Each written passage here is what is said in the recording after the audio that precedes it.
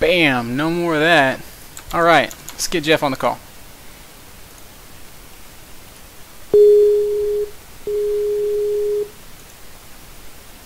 What's going on, man? Hey man, how are you?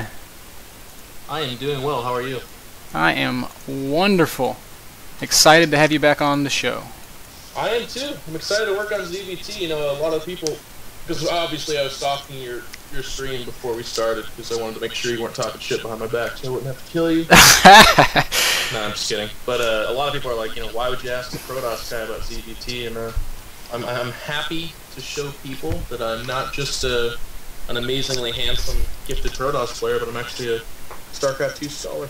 Well, I'm looking forward to it. We have lots of questions and lots of stuff to cover today, so I'm ready to jump in when you are, man. Okay. Which way did you want to approach this? Did you want to... do I remember correctly that you had mentioned you had a Terran lined up, or is that... No. I can probably find one if you need me to, but... Let me take a quick peruse and see if we have one worth our while. They're hard to come by. They are indeed. I've got some good ones, however. Okay.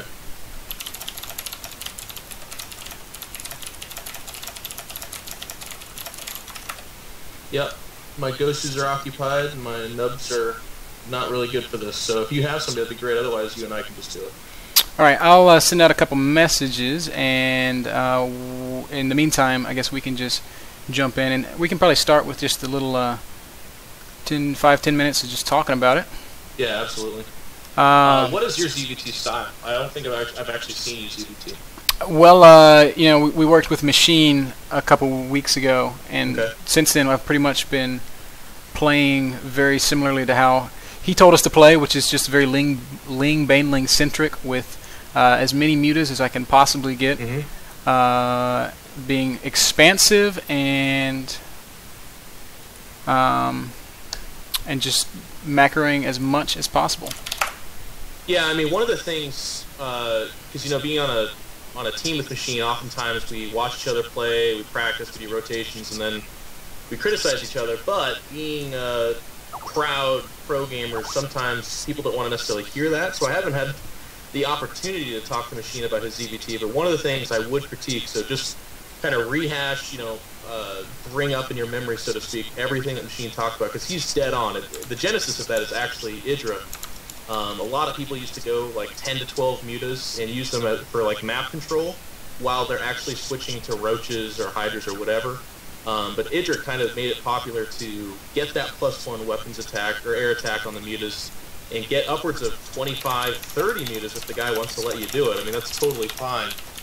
But I think one of the things that really defines that style and that ability is the knowledge of seeing when they ship. Like, one of the strengths of this style is your mutas should be everywhere. They should shut down drops, they should shut down expansions, they should force static defenses, but they should also see the army composition of the Terran and how it's shifting. Because if you're going Muta, Baneling, Ling, chances are they're not going to stick on Marine medevac for too long unless they have some success with tanks. Right.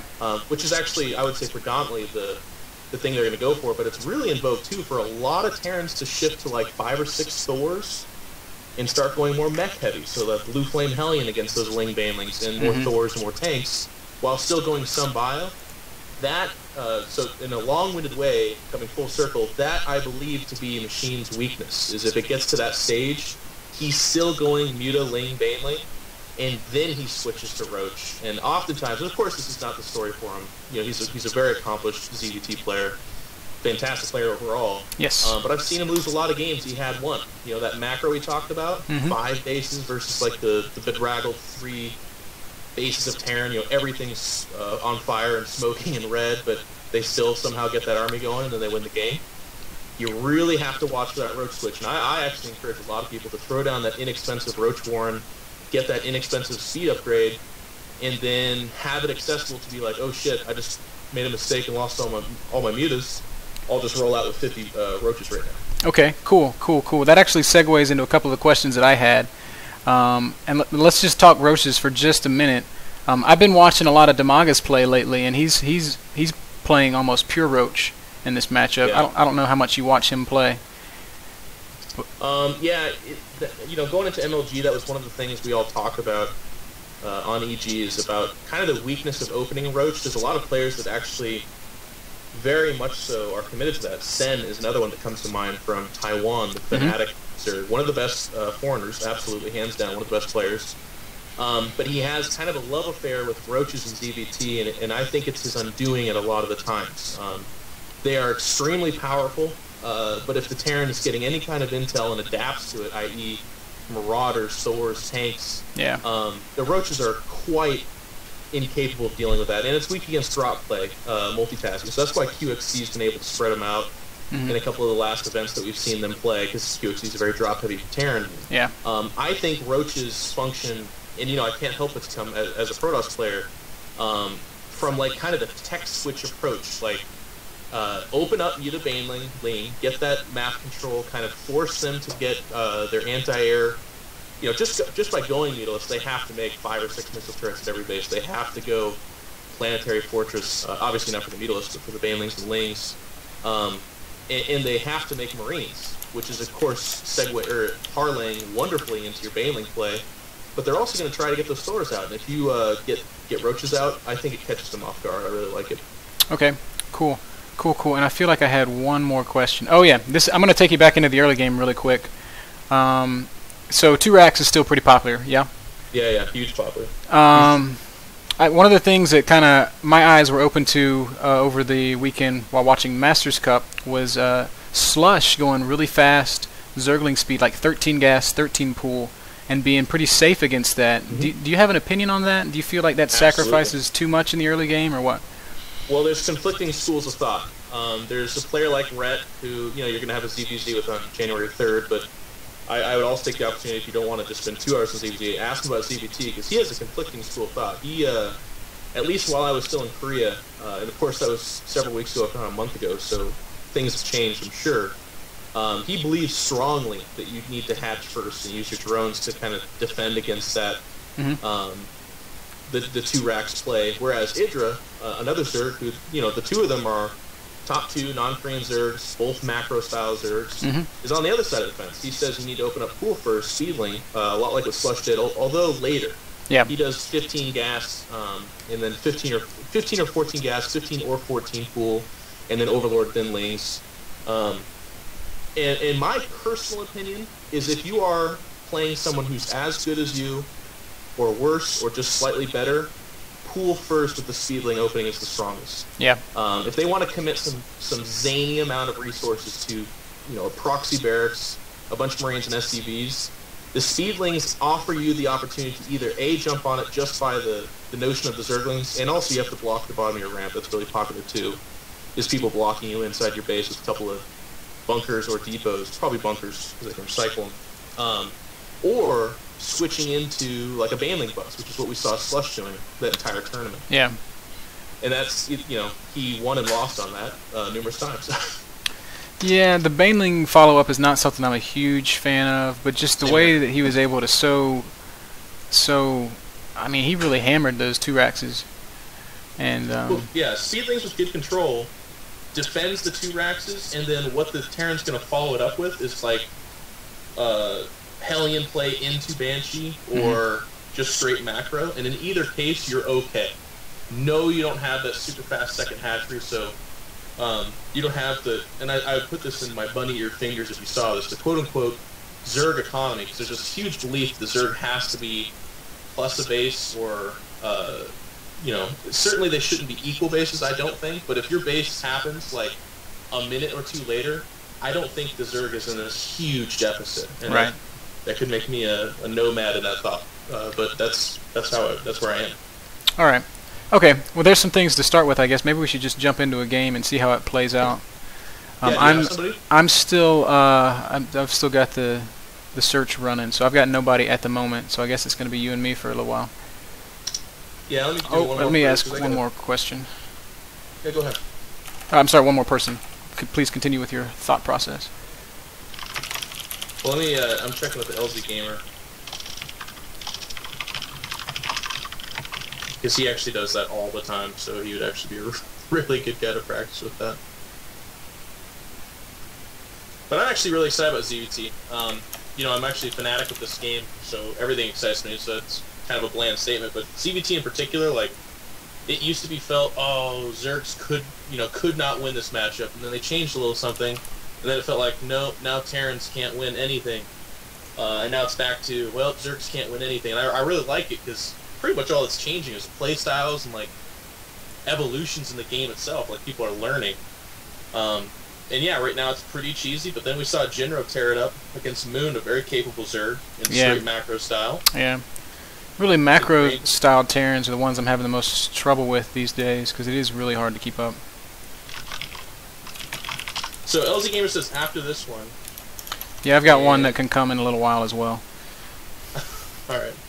He's in there for 5 minutes. Let's go ahead and start one, and we should be able to... You know, we can jump out when he gets out, or we can finish our game if that's close enough. That's fine. It'll give us something to start focusing on at least. Yep, so I'll create a party with you. And what I'd like to do, and this is just a recommendation, is with all those things considered, pretend this is like, oh, actually it's ready. Okay. Oh, even better. That is better, yeah. Get to get stomped by LZ. This is going to be depressing.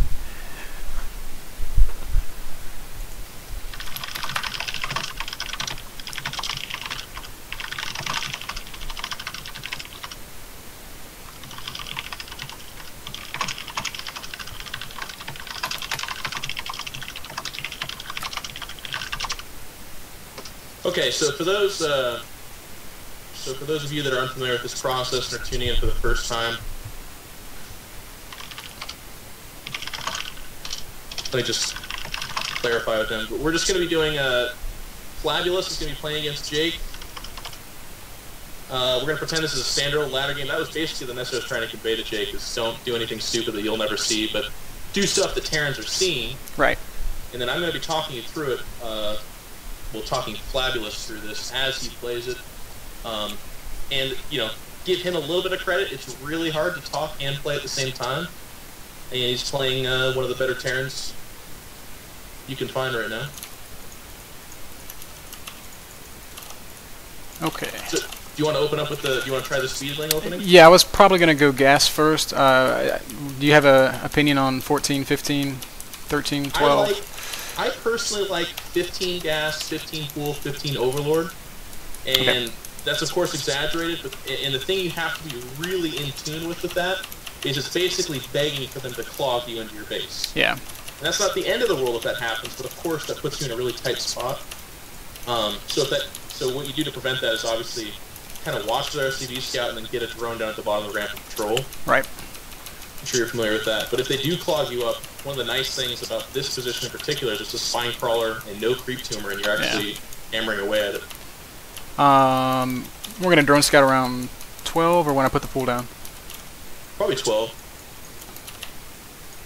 I mean, part of the reason for that, too, is these days, well, first and foremost, with the drone scout, you're guaranteed good information against the Terran. It's not like days of old where you get up to the wall and you see nothing. In fact, a lot of the factory exchanges and add-ons go on at the wall. That proxy barracks is really common.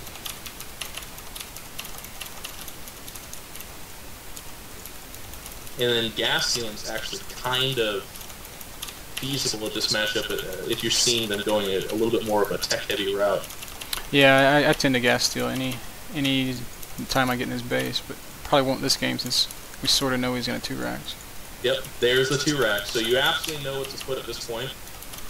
So that Overlord that's kind of at your natural, you might want to consider parking it or putting it, if you have other ideas for it. I'm going to just put him over the ledge so that he doesn't get... Yep. Oh shit, what did I just do with those drones? So watch your drone though, because the important information here is you either want to leave or stay in there. It's up to you